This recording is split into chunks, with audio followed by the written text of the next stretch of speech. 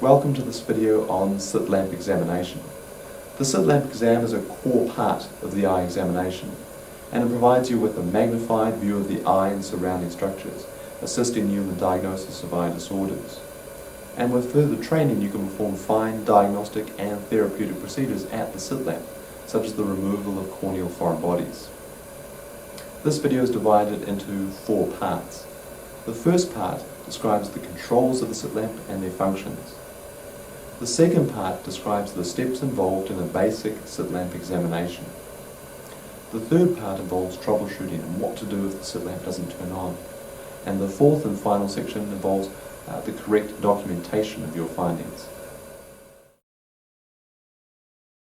The slit lamp has various controls, and it's important to know what each one does in order to use the slit lamp correctly. The first control is the on switch, which is located here on the power supply, which is usually under the table on the bottom left. Next to the power switch is a dial which adjusts the voltage, and this affects the intensity or brightness of the light. The slit lamp itself is divided into 2 parts, a microscope and an illumination system. The microscope is a binocular microscope. It has 2 eyepieces which converge, which give you a stereoscopic or 3-dimensional view.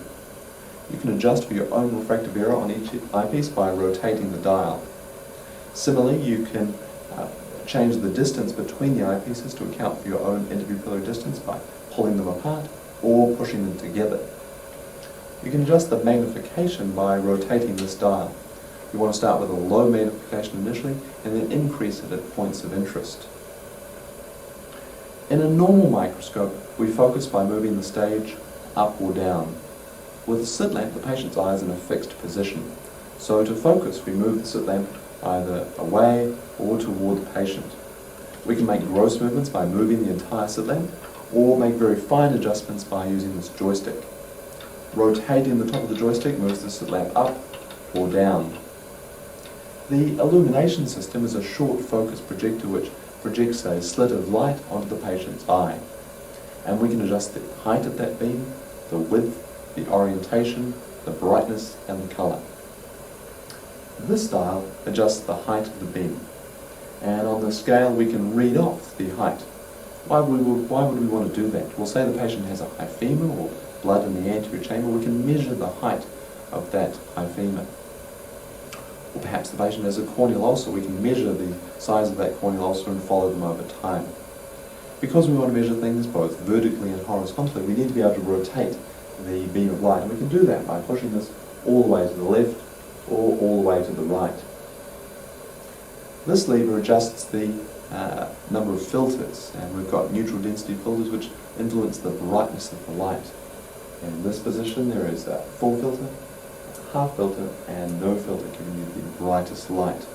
Moving the lever further to the right will give you a green or red free light. Under this light, objects which are red, such as blood vessels, will appear black, making them easier to visualize.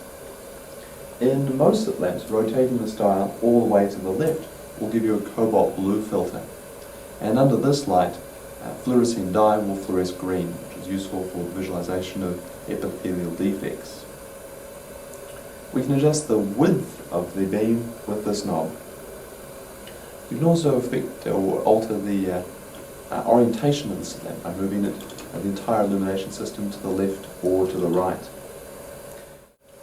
There are another couple of knobs to be aware of. Normally we want the slit of light and our microscope to be focused at the same point, and we call it coupled. And to achieve that, this knob should be tightened. We can also adjust the inclination of light by releasing this lever, but for most purposes the lever should be in the locked position. The slit lamp has a chin rest which can be adjusted in height and a forehead bar. Also, because of different heights of examiners and patients, we can move the entire table up or down by pressing this button. In other slit lamps, the button is located under the table.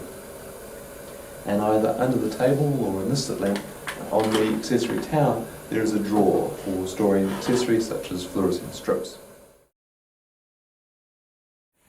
This section describes the steps involved in a basic slit lamp examination. The first step is to wash and dry your hands thoroughly. The next step is to disinfect the sit lamp, which should be done between each patient. At minimum, use an alcohol wipe to clean down the chin rest and the forehead bar. If the last patient's had an infectious condition such as viral conjunctivitis, the entire sit lamp should be disinfected. The next step is to get the sit lamp ready to use, starting with the eyepieces. If you don't have a refractive error or you're wearing glasses or contacts, you should set each eyepiece to 0. If, however, like me, you have a refractive error and you're not wearing glasses or contacts, you should dial in your refractive error into each eyepiece. You then want to set the interpupillary distance so that it's comfortable for you, and select magnification, initially a low magnification such as 10 times. The sit lamp is now ready to use, and you may want to do those steps before the patient comes into the room. The next step is to explain the procedure to the patient. You want to tell them that you're going to use a microscope to examine their eye, and that they'll see a very bright light, but that this light won't damage their eye. The next step is to position the patient, which is probably the most important step, both for patient comfort, but also to assist you in performing a good examination. You want to ask the patient to lean forwards and place their chin on the chin rest and forehead against the bar. Ask them to keep their teeth together and breathe through their nose to prevent their head lifting up and down with each breath. Also make sure that the patient's lateral canthus is aligned with the black bar. If it's not, adjust the height of the chin rest accordingly. You can also adjust the height of the table or the chair as needed for the patient's comfort. You're now ready to begin your examination. You should use one hand on the joystick and the other hand to control illumination. Make sure the sit lamp's not pointed directly at the patient's eye and turn on the lamp. You can focus it coarsely just by moving the sit lamp forwards until the beam becomes crisp and well demarcated, and then look through the eyepieces and adjust the focus accordingly. You want to start with a broad beam, relatively low intensity and a low magnification.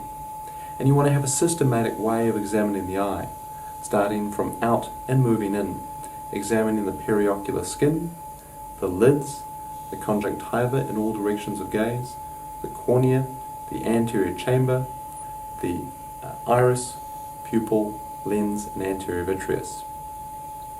To examine the cornea, initially use direct illumination to identify areas of opacity or other lesions, but then make a tall, thin beam angled at 45 degrees coming from the side of the patient's ear to avoid inadvertently hitting their nose, and this gives you an optical cross-section through the cornea and enables you to judge the depth of lesions. To examine the anterior chamber, use a beam about 2 to 3 millimeters high, increase the intensity, and you may also want to increase the magnification and turn off the room lights to aid in the diagnosis of anterior chamber cells. You should focus on the cornea and then push in toward the patient, and now you're focused in the anterior chamber. Normally you won't see any light reflecting back, but if a patient has anterior chamber cells, such as an anterior uveitis, you'll see light reflecting back in what looks like dust being hit in the sunlight. Then complete your examination by examining the iris, the pupil, the lens, and the anterior vitreous. You may want to perform special tests instilling fluorescein into the eye and using a cobalt blue filter to look for any epithelial defects. You may also want to put an anesthetic and check the intraocular pressure. With more experience, you can also use special lenses to examine the fundus. At the end of the examination, turn off the power supply to preserve the life of the bulb, and also tighten the screw to prevent the sit lamp moving inadvertently and being damaged. Sometimes you sit down at the sit lamp and you can't get it to turn on. If that happens, run through these steps. Make sure that the sit lamp is plugged into the wall and that the wall outlet is turned on. Some sit lamps also have a main switch located on the center column. Turn that on. Check the main on-off switch under the table, and sometimes you'll find that there's a loose connection going to the bulb. If that doesn't fix the problem, check that the filters are not halfway between two filters, and make sure that the width of the beam is set to wide. If those steps don't fix the problem, then perhaps the bulb is blown, or perhaps a fuse has popped, in which case you should speak to someone in your department who's able to serve as a slit lamp. The last step is to accurately document and record your clinical findings. The ophthalmic examination, with the exception of visual fields, is drawn from the examiner's perspective, so that the patient's right eye is drawn on the left-hand side of the page. Down the centre of the page, record the following headings: lids, conjunctiva, cornea, anterior chamber, iris, pupil, lens and fundus. Outside of the ophthalmology department, the slit lamp is often an underused piece of equipment, but a basic slit lamp examination can be mastered relatively easily, and it provides a wealth of information in managing patients with ophthalmic conditions.